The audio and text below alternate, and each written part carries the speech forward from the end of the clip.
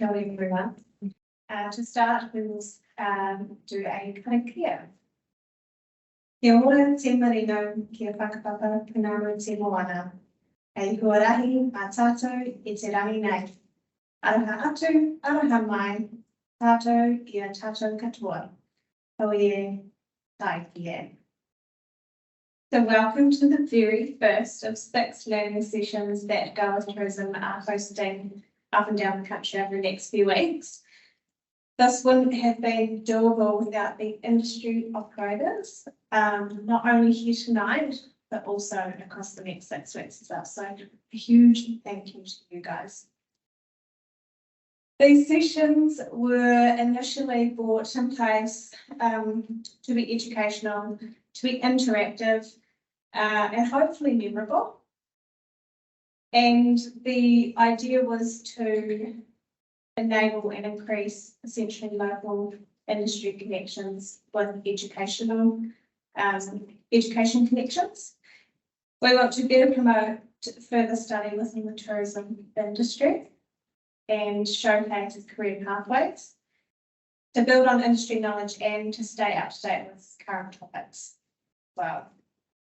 We want to build subject confidence and hear from industry professionals, essentially from the horse's mouth, right?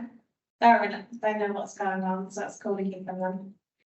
And hopefully to gain some inspiration to take back to the classroom for your students as well. So this was based off teachers' requests. So we hope that they're useful and we hope that you enjoy them. Tonight's session is all about the future of tourism. So a huge thank you to Louise and her team at Enterprise Dunedin for hosting us this week. And also a shout out to the Settlers Museum where we're currently situated. We have 4 wonderful speakers. First up, we will hear from Louise, who wears many hats, with her main hat being the eyesight manager. Louise is going to provide a brief overview of the destination management plan for the area and also touch on the impacts of cruise has on Dunedin. Then we will hear from 3 local tourism operators. First up, we'll have Neil, who's the owner at Monarch Wildlife Cruises. Then we'll have Laura, who's the hospitality manager at Glen Pellet Garden Cafe and Restaurant. And then we'll hear from Kylie, who's the director at Horizon Tours and senior consultant at TRC. So without further ado, welcome up Louise.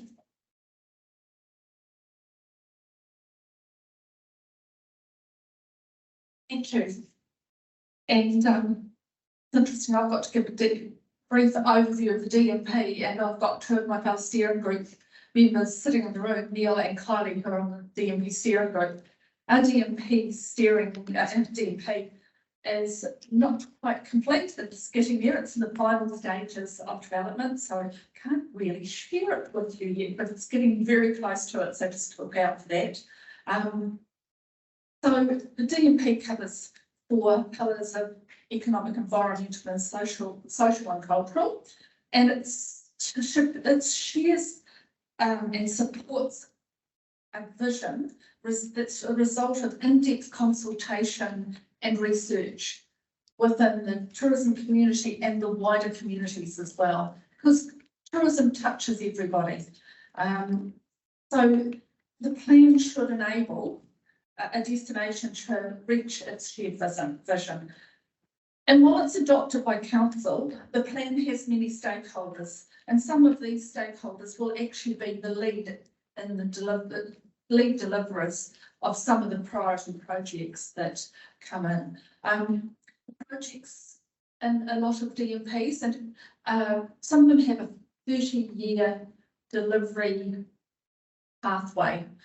Our cylinders will have a 10-year to start, but DMPs are documents that should always be adaptable, always be flexible, and always be live, so that you're adding to them that you can adapt to changing environments. So our DMP is about to be started just in a wee bit, and I think you'll know MB just after COVID actually have supplied funding to all RTOs to renew, rewrite or create. Some of them didn't even have DMPs, so there'll be quite a few around the country, and there's a few like us that are just sort of almost there. So all areas of the country will have DMPs, and that's a destination management plan, which I don't think I actually said to start with. But, now I've been given the other topic, and that's the impacts of cruise on the Dunedin, the good and the bad, is what I've been, that's the heading I've been given. I suppose cruise is something that I've been very closely associated for quite a number of years now. And I suppose what I've heard here is burdens and benefits perceived or real.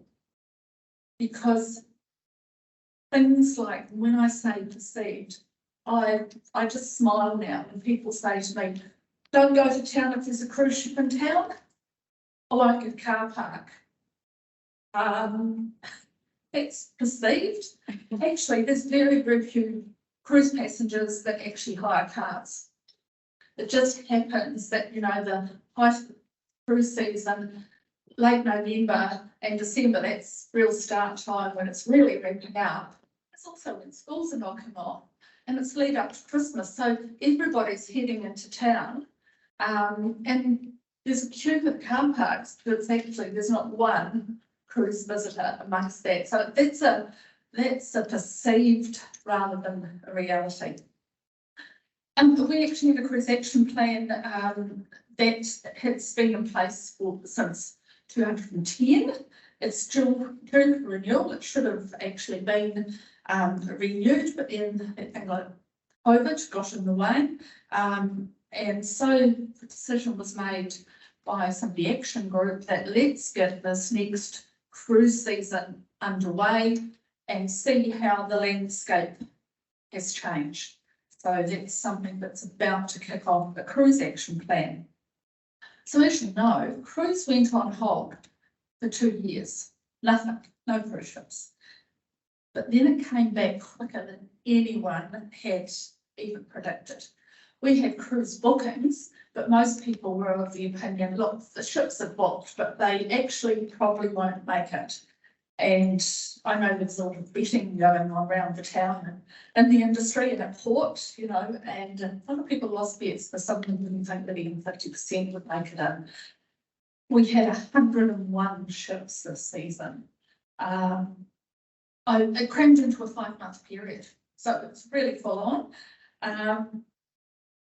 It was great to see them back, but it did come with problems, and I'll talk about that later. But I'm going to take you back to 2010. The aspirations that were then and where we are now. So in 2010, ships stopped normally on the container wharf. There was no terminal. Information was given out on the ship, because up until 2011, we were able to go onto the ships. If we weren't able to go onto the ships, it was a weekday, you'd stand there with an umbrella and try to give out information while people queued for buses and got on them as quickly. There was almost no signage on the wharf. Shuttle bus parking was moved around the city, and if it was in the centre of the Octagon, it was cloned off and rather disruptive to daily traffic flow. So it was an emerging market. So plan was done and we had priorities. The first project phase was implemented quite quickly. Everybody worked together, so there's lots of stakeholders on the cruise action group. It was decided that really we needed some sort of information booth on the wharf. So the city decided we could come up with some funding to create a booth, but what could it be? Port Otago said, we can get you a cheap container and we will put it out wherever it's needed on the day and take it away with the straddle and put it out on the road when there's no cruises throughout that year. I think we had 52 cruise ships in that early year when we first had it. So the first stage was an information container on the wall, all done out in local scenes, etc. Inside there was a information desk and enough room, I suppose, on a weekday for about 20 people to huddle in there. So it was great when the weather was fine. not so good if it wasn't. Signage on the wharf was upgraded so that, and that once again, it had to be flexible. We're working in a working port, but they had great signs that they just pull out and put people off into the right directions. Passengers then left the port through the main gates and straight out into Port Chalmers. It's like they need information out there because they're actually walking past the information container. If they're busy, they just walk on out. So the Port Chalmers volunteer group was formed and they greeted passengers that actually got out into Port Chalmers and directed them. They had a gazebo that they actually were able to set up other information on as well. It benefited the port retailers and it benefited the church restoration scheme, and that the Iona Church has gone through a big restoration project over about the last 10 years, and a lot of donations for that restoration have actually come from cruise passengers. The people that would, what's going on there and give quite willingly of their change. And actually at the eyesight container back on the wharf, we've actually always had a donation box for first the cruise, first for the Iona Church, because it was something local, and you go, oh, that's the church there, and they give quite generously. So even not actual businesses, but actually things like restoration projects and all. And this year, there's actually the local Lions Club. So people just pop their extra change if it's the last port in the box there, and that supports local projects in Port Chalmers. So there's people benefit in different ways. So that was the first phase. The second one was the next steps. So a container terminal.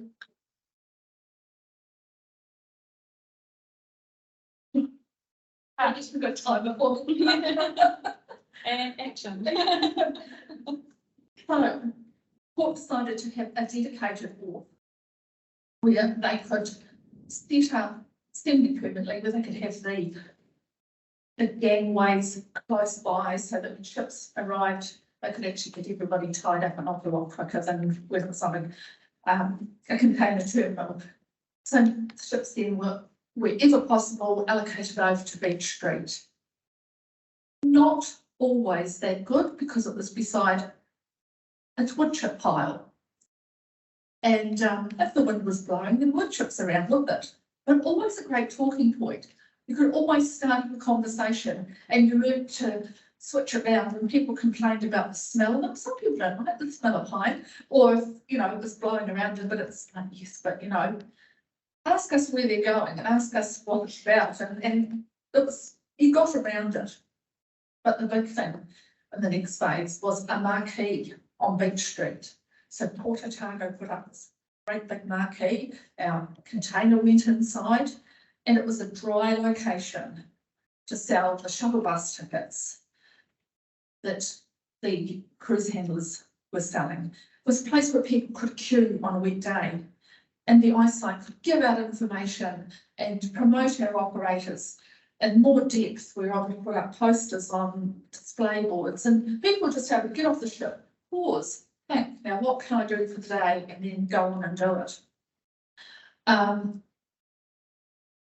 The problem though was passengers were now leaving through A shed. When a ship pulled up, they didn't have a direct line of sight to Port Chalmers. So our volunteers were feeling a little bit obsolete.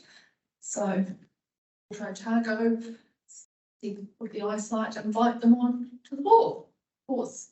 So they came on in and they could give passengers and roam around inside the marquee and give people information about port and about anything else as well. So, and get them out to explore the town. People that just had a little bit of time and perhaps didn't want to go on into town, let them know that it was worthwhile just walking out through a shed and having a look around, and they didn't need to get back on the ship, which was great. The other thing again too, one side of the octagon was dedicated to cruise ship shuttles. So if you're familiar with the octagon, on the heading south, lane heading south, there's a permanent cruise shuttle stop there. And if a cruise ship is in town for the day, that's where the shuttles go. Still, we look a wee bit like Cone City if it's a double cruise ship in, although this year, because of the turning and all, on double days, we actually had them all down here at Toito. So 2 days still does have its issues and things that we deal with, but on those single days, looks fantastic. People come in, the traffic just keeps flowing. There's no stopping and starting. It's good, and it doesn't interfere with other businesses as well. Because you do have the businesses that benefit, but then if you're parking up buses outside where cars would normally park, you have the businesses that, if it's not a cruise related business that attracts cruise customers, then they feel that they're actually being victimised, that they're not getting their customers because there's too many people in the way of the line of sight. So Octagon's a great space. It's not actually impacting non-cruise businesses at all. In the third phase, there was blue skies thinking, and in 2010, the cruise terminal was only really a dream, you know, Port Otago, but because it was in the plan, everybody had that chance to plan for it. We got a warehouse that had plans to actually add to. First year there was a warehouse, the container was inside, passengers that were repeat visitors thought it was wonderful. They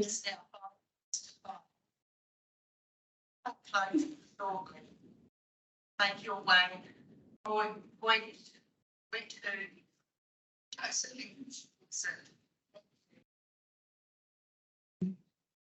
So passengers would be coming and saying to you, oh, this is fantastic. And you see others and they go, what's fantastic about it? Oh, you should have seen what was here before. We thought it was fantastic too, so it was great when they said it. Over the, and then it's been added to. So it's been added to with a good number of toilets. There's a reception area. There's dedicated gates for people to come and go from. There's now a mezzanine where the port cruise staff and all the associated support services are all in that one area of one building. It's great. So cruise has matured on and grown so quickly. COVID's come along and we're short on drivers, short on buses, and this year the local community have felt that cruise has been a burden to them. And it's tested our social license rather, because people, social media has its upsides and its down as well. The social media, it soon gets out there that you can get a bus for $1.50 from Portugal into the city. And unfortunately, our very first cruise ship did charge $30 US return. It was the one and only time. The rest of the season, the most expensive one after that was actually $35 New Zealand. And we had it down, right down to $10 return for some ships that had, but that $30 American, unfortunately it stuck. And so during the season, there were long queues and the locals did have to fight for a space on the bus.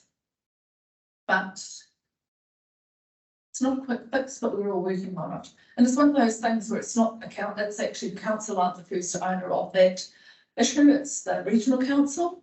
But we've all got to work together with solutions and hopefully we'll come up with some. Hopefully we'll get some more drivers this season and that will actually ease the burden as well.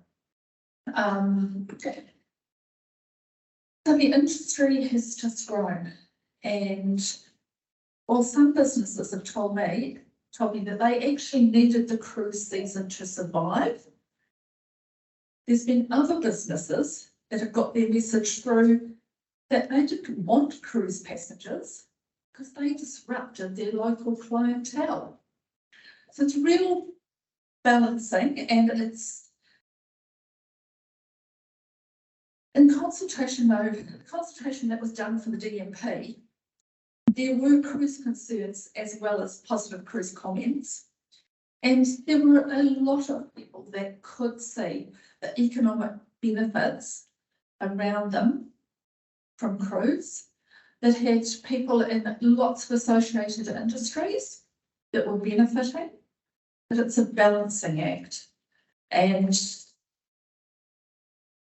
the circumstances outside of COVID, around COVID, that have caused some of these problems, they're ones that are ongoing that we'll manage.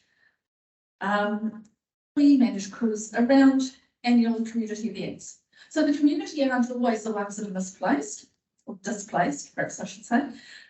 And the free independent travellers still get to enjoy the events they can't afford to. So there's events that are regularly held in our Octagon.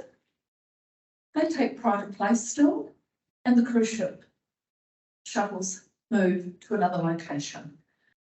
They prefer to be in the centre of the Octagon, but we do have to recognise that there are other visitors that are coming for events, and that the community, we cannot actually stretch that social licence out too far.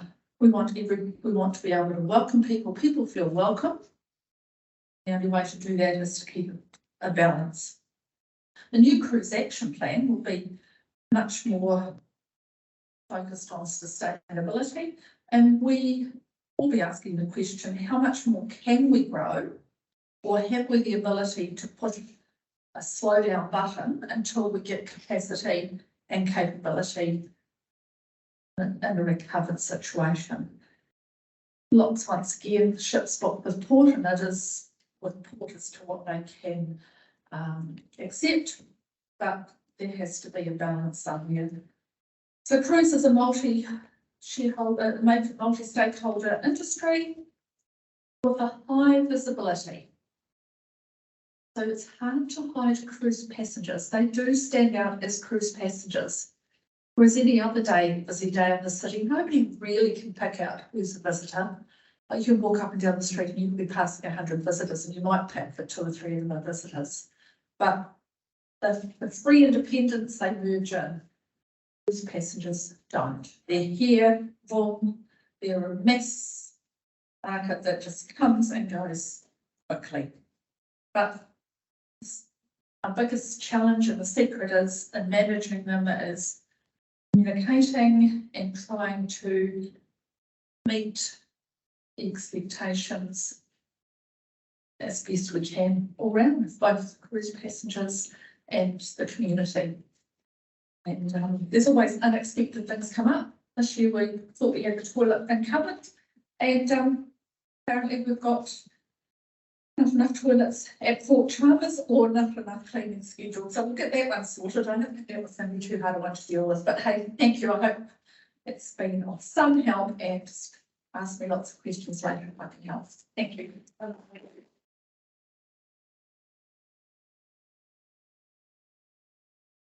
Tato to those here in the room, those watching from Aotearoa Dunedin, and those of you all around Aotearoa. My name is Neil Haraway. I'm co-owner of Monarch Wildlife Cruises and Tours here in Dunedin.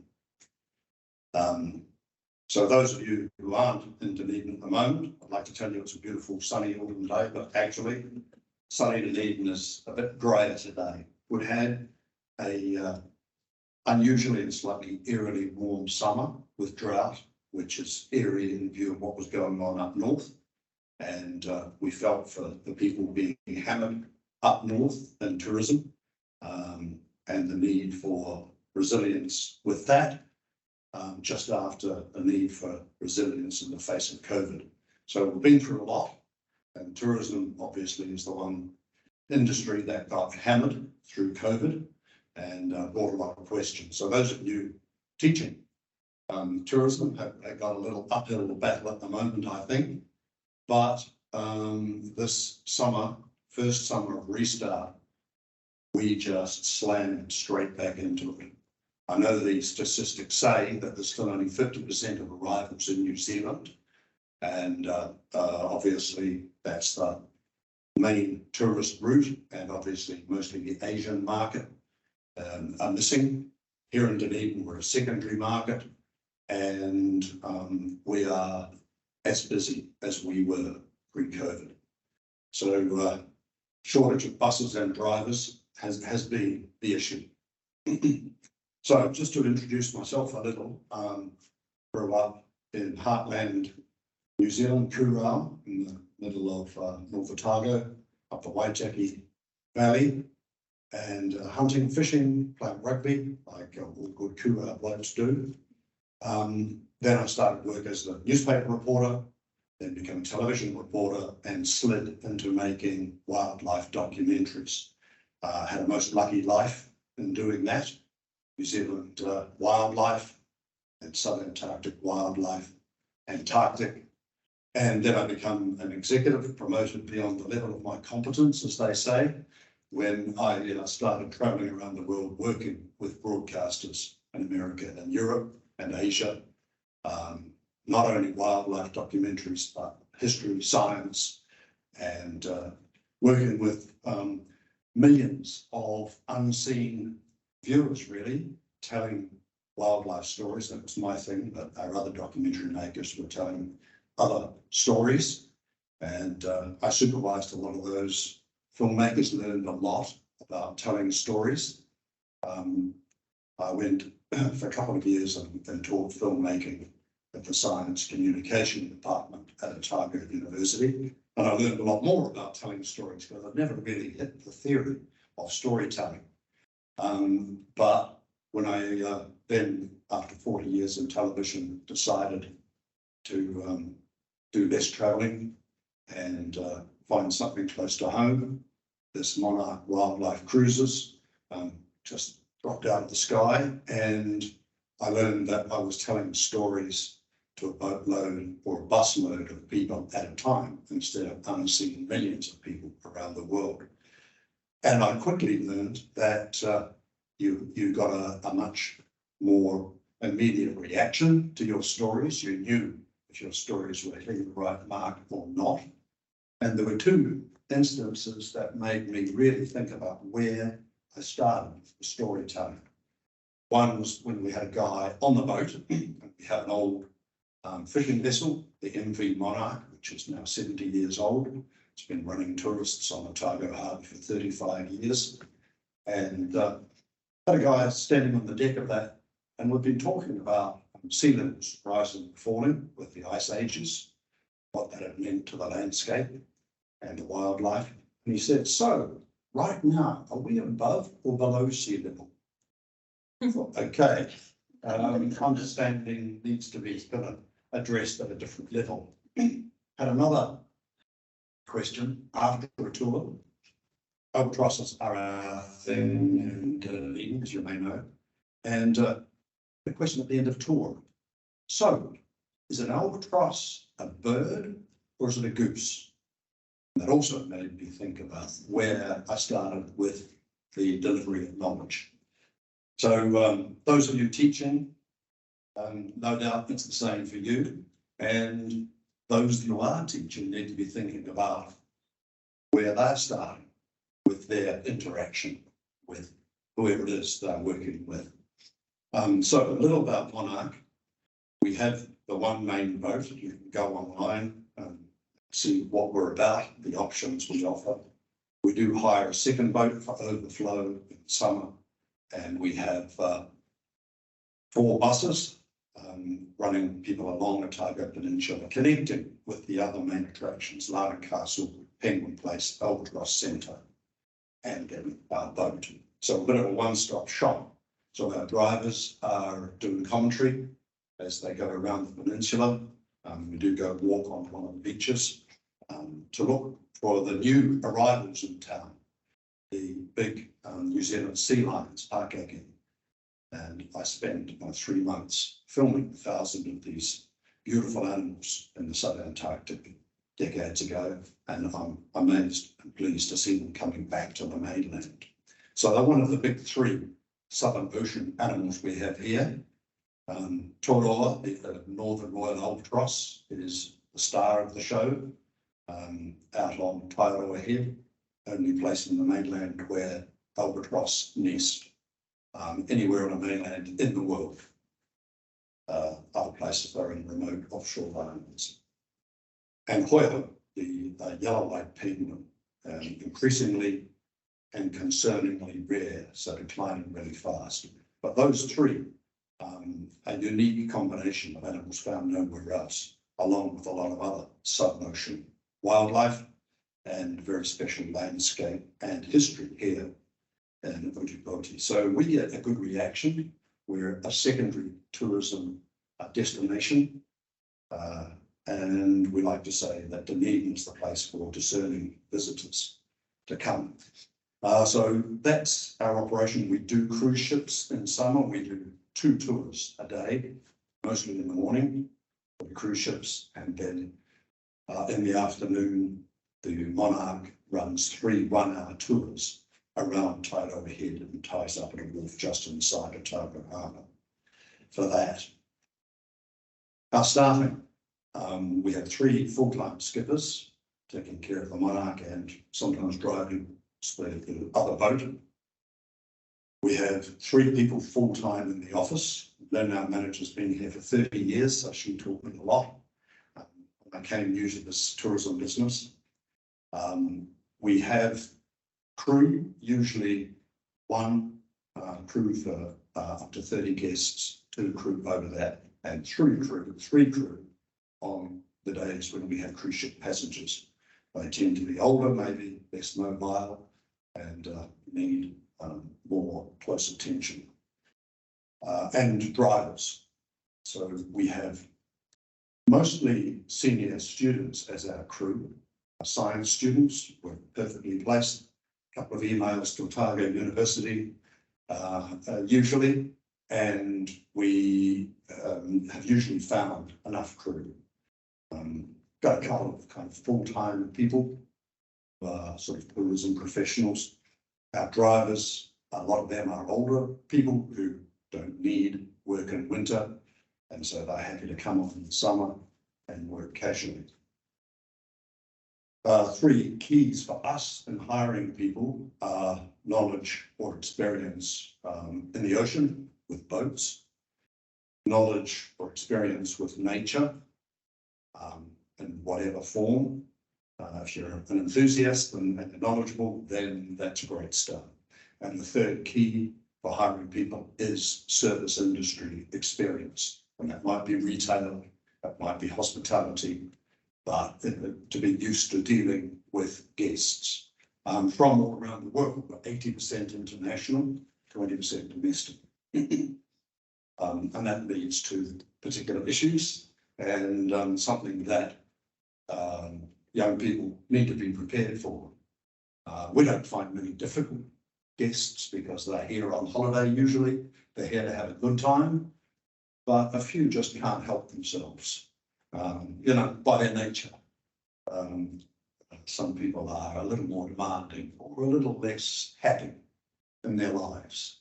So we try and make them happier, try and get them to leave with a smile. We see people getting off the cruise ship. We have a fantastic shore agent here. Stands in this little portplay hat, whether it's raining, blowing, whatever, it's welcome to paradise, folks. Sunny Dunedin. And I've had people get up, hey, what are we doing here? It's so cold. They've been in a floating hotel, air conditioned. And by the end of the trip, we usually have had them smiling because big warm coats, the boat is covered for the most part, and they get a great experience. So that's our reward, really. I often think, coming to this business, we do take quite a lot of school trips, some tourism classes from around Dunedin, university trips, especially foundation students coming from overseas and their parents. We get asked about interning or work experience. We're too small a business to do that to any great degree. Fine to bring kids along on the boat for a day. Better to have a class, a bit more structured, but it is hard for us to have students in the office. We've had interns and it's just kind of been a cram. And work experience, people can come and watch for a day, but to do anymore is a real challenge because you need training even to be on the boat, safety training. So I do think about what are we offering the young people who might come and hope for a job or a career in tourism. Where do we stand in that? And I see three kind of main avenues or opportunities. The first is it's a great ticket to travel around the world. We had one young guy who was studying filmmaking, and he was in my last year there. And he came to crew on the boat. He had a great personality. Just everything was sunny. He was also extremely competent. So after he graduated and worked for us in Monarch, he went to California on a whale watch boat. He then went to Cairns, Australia, on a dive boat. He got his dive ticket, and he's now in Wellington as a dive instructor. So he has several strings to his bow for the future, filmmaking and tourism. The other opportunity, I guess, is experience on your way up the ladder, whether that's a science ladder. Get a lot of science students who go into science, and this has been a good grounding in science communication, if you like, and experience with people, and experience in a job. And they may go into science, they may go into tourism, and then they may want to climb that ladder in tourism. So whether it's in hospitality or, so if you like, professional advocacy like it within Tourism New Zealand, for example, is also one great example of a place to go in tourism. And I guess what I think is the biggest opportunity in tourism in a small business of your own. I find quite a few young people who want to do it themselves. And New Zealand has a lot of small tourism businesses out there. And I saw a guy just last year who wanted to get experience. And he was 19 and he had a vision for his own small water-based business within 5 years. Not everybody's going to do that. It may take long to get there, but I think it is really worthwhile.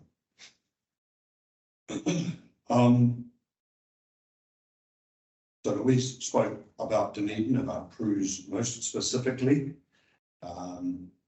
Kylie and I have been on the steering group for the rework of Dunedin's destination management plan. I think I'll leave that to Kylie.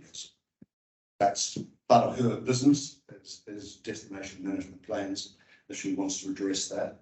But what that brought home to me was the need for resilience, not only in tourism, but in whatever we do in our lives. And pre-COVID, I guess we'd had a few hiccups with various viruses threatening the world, and a couple of recessions, so the global crash in 2008 affected tourism. So we're lucky in Monarch in that we're a seasonal business. So in winter, our staff numbers drop off as those students and those older drivers drop off. We keep core staff. We were lucky in COVID that government funding helped us through. We're small enough, sort of 6 to 8 full-time staff. That funding carried us through. Otherwise, we would have had to do what a lot of other businesses did, and shut the doors, put people off. So I know it's a tough time for a lot of people, but business plans to deal with whatever is thrown at us are important for people to think about.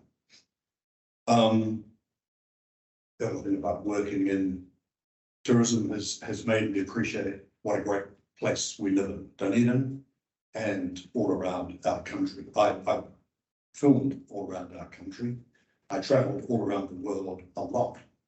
I think I flew to the moon and back twice, going around the world. I've just run out of my travel points, my Gold Elite travel points, to 10 years of not doing it. So I was always glad to come back home after seeing the world. And there are magic places all around the world, but we kind of have a lot of magic places packed into a small country, which tourists appreciate. That's part of the story that we can tell. Okay, I was just about finished. I was just at Trends, the major tourism event in Christchurch last week, with a number of other Dunedin people. And I guess one takeaway from it was what COVID. So the recovery has been so dramatic in most places that where everybody wheels are spinning, trying to get buses, trying to get drivers, particularly trying to get staff in hospitality. Nobody expected the recovery to be that quick. So that's also, how can we cope with that in terms of resilience? So at Trends, there are companies, inbound tour operators, booking people from all over the world onto attractions and tours, accommodation in New Zealand. And there are wholesalers from America, Asia, Europe, Australia, those who sell New Zealand to their clients. And they pretty much all said they were surprised by the speed of the recovery, the pent-up demand for travel. Not only this last summer, next summer, bookings are good. And they're noticing that the tourists are staying longer and spending more. Partly because flights are more expensive, they think, and partly because people are realising that travel is precious and to make the most of it. And I think Dunedin is a place for discerning travellers, so is all of New Zealand, really. A lot of people coming because it's cheap, but those people are also making the most of it. From America and Europe, it's cheap. I know from places in China, in Asia, China, for example, New Zealand is an expensive destination. They have a lot more available to Europe, more cheaply. So the mood was really optimistic. I think that will carry through into future years. Fingers crossed that there's not another crisis on the horizon. So I'm really hopeful for the future of tourism. One thing I'd say about destination management plans, having looked at a few of them, Kylie might make an observation, is that communities around New Zealand who finish theirs have a focus on the good for the community as well as the good for the visitors and just the tourist operators. So I think there's a change in view of where it all fits, and that communities can play a big role in welcoming visitors. Our last thoughts for students, and I've said this to my film students, I would say it to tourism students, my advice is when they say, what can I do to get a job? I say, do anything, do everything, do whatever job you can get, because it'll get you in the door and it'll get you experience and it'll get you contacts that would be useful. And I've seen that so often. People come in as a volunteer or an intern. We did this at Natural History New Zealand when I was there. We had interns, and you can just pick the best 20% or 30% and hire. So get in the door is what I would be passing on to any students. And for the tertiary students, get your passenger license. Short of drivers, and if they are capable, competent, and they can get their P license, that will be another way of getting a job. Thank you. And I'm actually here to talk about, so we're bridging the gap between education and the industry.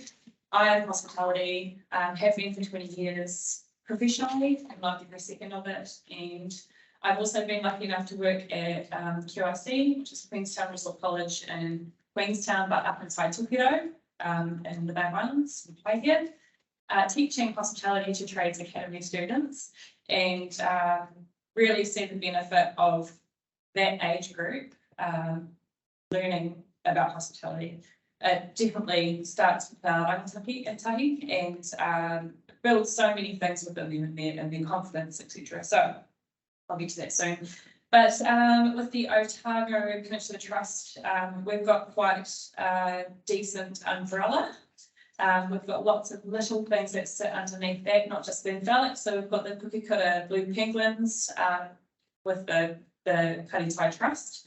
We've got the Royal Albatross Colony Centre, Historical Fort at Aotearoa, and educational programs.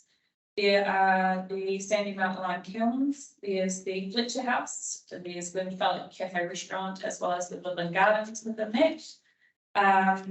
We do weddings, functions, we do school balls, we do everything and anything within the grounds of the Envelop. So I always say there's so many different aspects of a hospitality industry. We've got it all in this one space, which we're very lucky to have.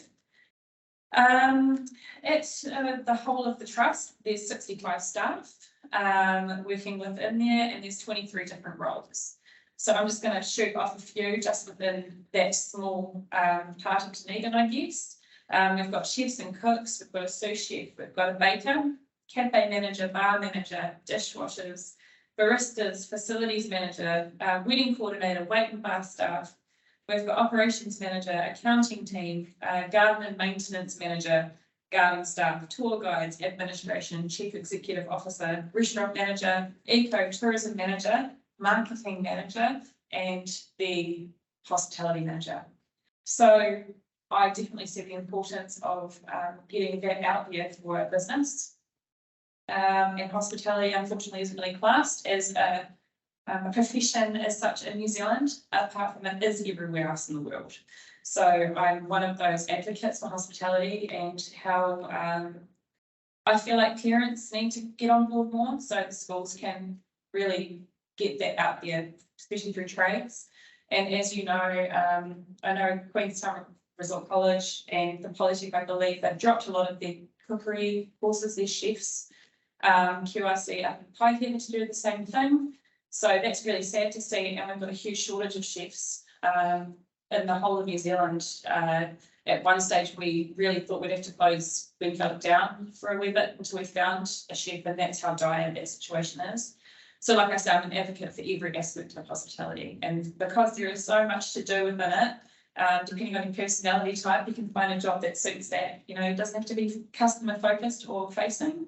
It can be in the office, reservations, there's so much, it's such an incredible industry. There's job opportunities are plentiful, if you like. So the history of Envelop, or I'll just talk about the Envelop because I'm not, I know what the Albatross Colony do, but I look after the Total Cafe within the site. So I know there's so many opportunities. I had a staff member, for example, who was the head barista at Envelop and wanted to try out being a tour guide. So we threw him over there, and he was one of the best tour guides within that group.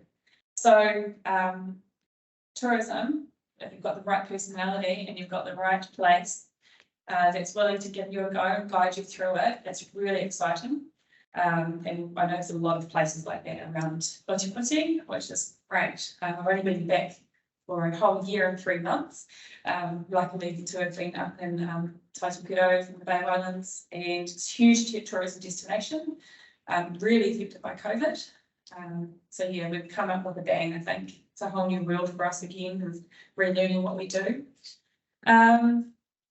Right, so the Otago Peninsula Trust is a charitable trust. We care for the beauty and history and character of the Otago Peninsula, preserving the natural attractions of the Otago Peninsula and protection of its flora and fauna. We have a range of tourist attractions, educational resources, public and recreational services, community-driven events and functions. So the public can come and enjoy it on every different level, not just visit the gardens. We have tour guides taking you around the gardens and explaining you know, what trees and plants and everything that's surrounding them, as well as down into the Royal Albatross Colony, where obviously there's so much to see out there. Yeah, I believe hospitality to be an extremely important industry, not just for job's sake, but for communication skills, for confidence, for time management skills, social skills within the community and within the work community, and how to work alongside people cohesively, because that's actually a skill. Learning new interchangeable skills. So I do believe within tourism and within hospitality, you can take the skills that you learn within that industry and take them to any job that you choose to do. Learning a sense of urgency and the importance of thinking on your feet. You know, you're a weird way to do it within our life, but in hospitality, it's daily and very fast. Customer care and relationship building in such a short amount of time, you know, making that connection. For hospitality, we're putting on a show for you for 2 hours of your time. And same as tourism, with people, what it is, you really want to draw people into that experience, and that's quite an exciting thing to do. And like, you know, like was mentioned before, coming in maybe a little bit, it's been a week, you know, and then leaving with a big smile on their face and ready to take on the rest of their night or day. It's a really good feeling. Yeah, room to grow within many aspects of the industry, and there are many aspects of the industry, from low level, just coming into waitress while they're learning those skills or making some extra money while they're studying, to, you know, barista is actually a profession now, and they can take you all over the world, to event management, wedding, you know, coordinating, restaurant, hospitality. So it's really, really, the list is endless. For us, we really support our high school students that come, they're employed by us. We encourage them to focus on their schoolwork and give them shifts that are focused on their school, so they're not burning out if they've got exams. And then we'll watch them and encourage them to move on to either come with us full time and guide them through the different rounds of hospitality and put them in the right place, or we'll encourage them to go and study elsewhere, and go watch them graduate if you like. You know, we'll be there from beginning to end and cheer them on every way. I think that's what hospitality is as well. It's so you can jump into different aspects of it and stay 1 year and then go and learn something else for another year. So for people that aren't great at, you know, sticking with a job for 10 years, it's actually okay, because it's a forever changing and fast-paced industry. We do like longevity in hospitality, just for you watching there, but just in case you do like to jump around, it's okay. Yeah, it can take you around the world, basically. What's mine? The historical views on hospitality. Historical views, especially working with the Queenstown Resort College and working really closely with the trades teachers, was the feedback going, parents go, I don't want my kids working in hospitality. You know, that, what is that? Dishwashing and waiting on tables, where, you know, it takes someone like me to go, wait a minute, you know, do you want your children to have encouragement and confidence when they're talking to people and be able to solve a problem like that when it pops up? And I feel the life skills that you learn, especially if you think about McDonald's, for example, you know, if you've got kids working at McDonald's, you watch how they work, it's fast, it's admirable. So, yeah, trades, don't worry about the parents, we've got you. We will talk to the parents if need be within our industry, and it's fun. It's a beautiful, beautiful thing to be. What does hospitality mean? It's everything. 20 years in and out, cocktail bars and hotels, motels. We've got restaurants and big event spaces to small catering, cafe to, I don't know, portable cocktail bars in people's homes and personal private chef and wait staff going to people's homes to wait at their houses. There's no limitations, and it takes you all over the world, and it takes one business idea and some funding and some hard work and your life, you know, you take it all around the world. I've watched many of my hospitality friends from Dunedin started with a little toast bar, 15 years ago, and now they're running massive places overseas, and it's admirable. So bridging the gap between education and the industry, I feel is really important for hospitality, and to make it something really, what I think is really incredible, really good for students. So I'm not going to take up much more of your time. That's me in a nutshell. Yeah, thank you for having me.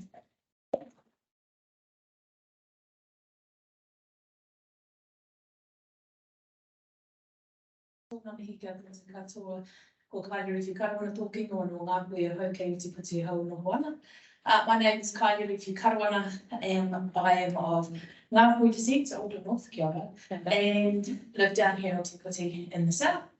And I have been asked to come and talk to you. I wear two hats. I wear, as we all do, we all wear multiple hats.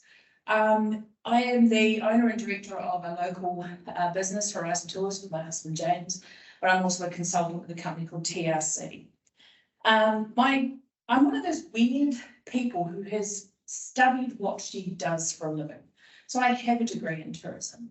I started working in tourism at the age of 18, and I've worked all my life in tourism. I haven't stepped out of it once. It's absolutely an industry that I live and breathe, and have bled, sweat and tears for. I've worked in the New Zealand shop when it was in the Octagon when I was 18 years old. I worked at Leviathan doing maitre d'. I've worked at Pizza to Go, if you remember that, back down the way, serving pizzas. I have always been in tourism. I have loved it from the first day. It is an industry that I think has often faced challenges. We'll talk about that a little bit in the next part. But I wanted to talk a little bit about what that journey through tourism has taken me to and through. So obviously studied at university, that was fun. It's in Dunedin, so that's a little bit on. When I finished up studying, I didn't know what I wanted to do. I went along to a thing at the university that said, have you ever thought of teaching English in Japan? And I thought, no, but now that you've talked about it, that sounds wonderful. What a great idea. And I went to tell my boyfriend at the time, I'm thinking about going to Japan, and he said I couldn't go. It became the one thing I wanted to do in life. So I went to Japan, and what I learned about Japan is that I have a passion and a love for telling people about New Zealand. I love to travel, and I think that's a lot of the reason why many students, many people look to tourism as either an interim kind of career choice, maybe not a long-term career choice, but definitely because they've got that love for travel, that they want to get out and see the world. So when I went to Japan, what I learned was, love to travel, but I love talking about New Zealand. I love telling people what it's like to live here, what it's like to grow up in Aotearoa. So when I came back from Japan, I went for 1 year, stayed for 3 because I absolutely adored it. When I did come back, I thought, man, I must be a lecturer. That's what I must be doing. I must be all about telling people about tourism because that's what I've just done for 3 years. So I thought, that's what I'll do. I'm going to sign up at the university, decided I was going to do my master's because I already had a diploma. Never finished it because I realised I was not a teacher. I don't have the patience to be a lecturer. And research is not my thing. So I decided, no, that was not the calling. And I took a job with Tourism New Zealand. And I worked for Tourism New Zealand for 10 years. And I was lucky enough to work with Tourism New Zealand under a CEO called George Hicton. And George was the powerhouse behind the 100% Pure New Zealand campaign. And he hired me as a Maori tourism graduate. Even though I was 25, not quite a graduate, but loved the opportunity, and I stayed with Tourism New Zealand for 10 years, working in their international trade marketing department, and then finished up as the Maori development manager. Had to come back to Dunedin, which is my hometown, and I came back because my dad got sick, and I took a job and sold my soul to work for a multinational. And what I realised working for that multinational is I hate making money for other people. I hate making money that goes straight out of our communities and out of our city and out of our pockets and out of our people's opportunity to grow.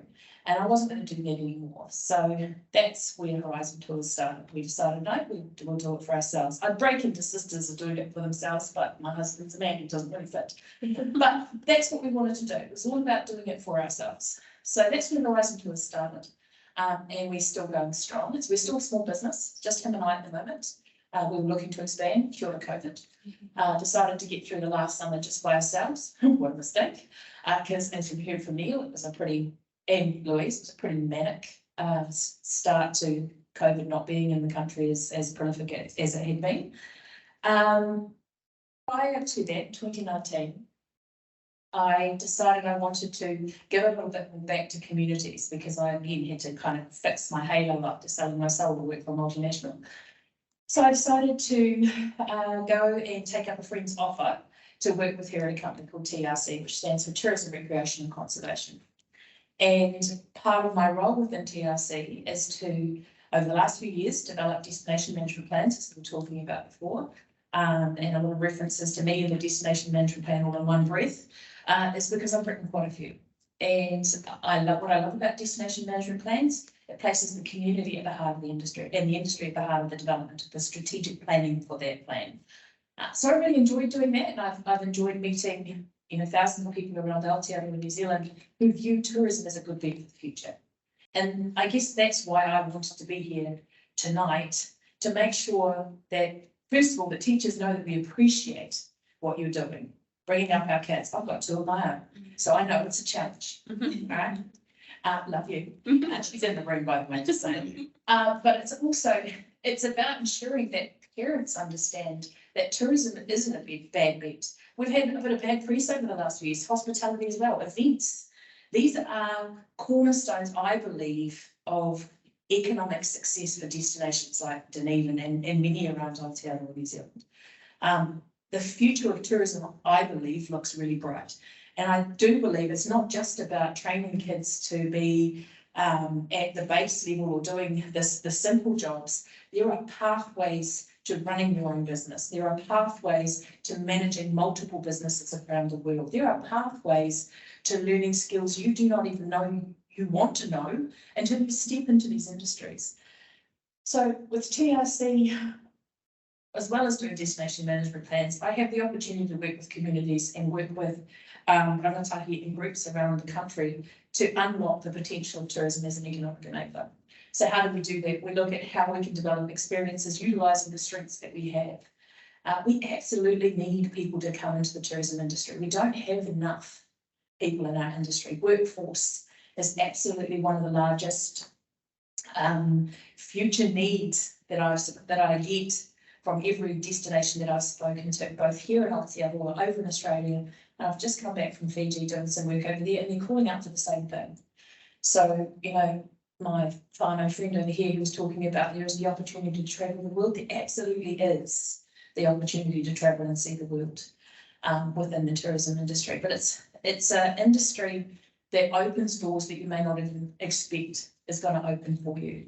You do learn how to stand up and give a speech. I didn't write anything down. I don't know what to say about being prepared, but I don't write anything down. I always come and just shoot from that, because what I have learnt in the couple of decades or so that I've been in tourism is that it is an industry built around people, and it's an industry built around people who are passionate about what they do. It's the stories that they share, it's the people who live there, it's the place that they choose to live in, and it's the way that they bring people in and on that journey that makes tourism the amazing industry that it is.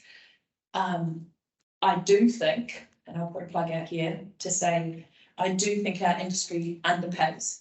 And it is something that we need to get better at. And it is something that we need to really concentrate on, how we take our staff through a professional development pathway so we can see them reach successes that we may not necessarily have seen them for in the first place. No matter where I've worked throughout my career, professional development has always been a cornerstone of how I've worked with my staff. If you can tell me why you want to learn a certain language, if that's going to be something you want into the future, we will build it into your personal development program. I've had people who were tour guides. The multinational that I talked about was Cadbury's. So when we were talking about tour guides wanting to become baristas, she became a barista. She now runs her own cafe here in Dunedin.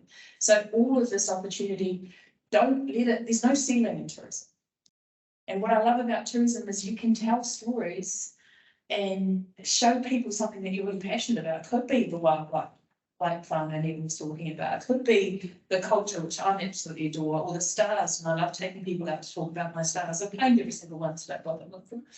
But that's what we have. It's the passion that we have and how we share it. That's the cornerstone of what tourism provides. People like me, with my consultant hat on, we come in and give people a pathway on how to reach that success or identify that success. Did I think I'd be doing this 30 odd years ago? No. I thought I would be still, you know, marketing the destination, doing this sort of thing. Did I think I'd be running my own business? I had aspirations, absolutely, to run my own business. But the ability to pivot, I hate that word, so I'll say takahuri, which is pivot in Māori. But if you takahuri into different aspects of the industry, you will find a pathway that is just for you. And I think that's one of the beauties about our industry is that you curate your own pathway. You determine where you want to go with it. And just as anything in life as kids, if you invest in it, if you put some time and effort into it, and you actually commit to something, you'll find an outcome at the end that is exactly what you were looking for, even though you didn't know. It might have not been what you were looking for at the very beginning. So again, everyone online, everyone in the room, I haven't brought a speech. I hope you've got something out of me standing here babbling about. But look, I do thank you for what you do for our kids. And I know it's been hard for everyone, especially in tourism, but also our education providers having to work online and do what they've got to do to get to kids where they're able to get employed and they're able to step into trades. It's not easy, but you know, it takes a village to raise all our kids. I really take my hat off for what you guys do.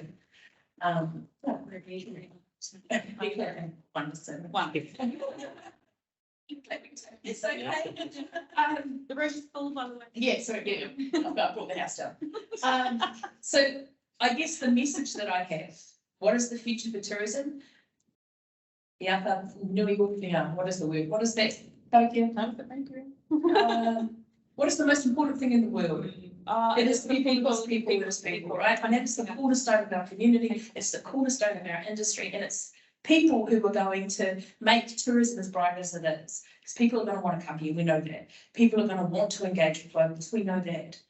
And what we need, passionate people with P license, like Neil was saying, who will come and work with us to show people the experience if we want to.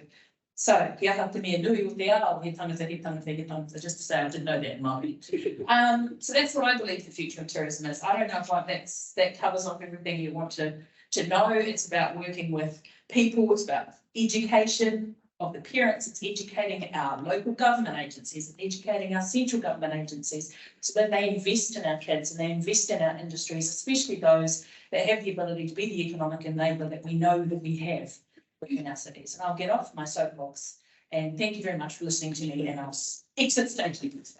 So yeah, thank you very much to our speakers tonight. I really appreciate the time, and I do also appreciate running a little bit over time. So hopefully everyone feels super engaged out there listening.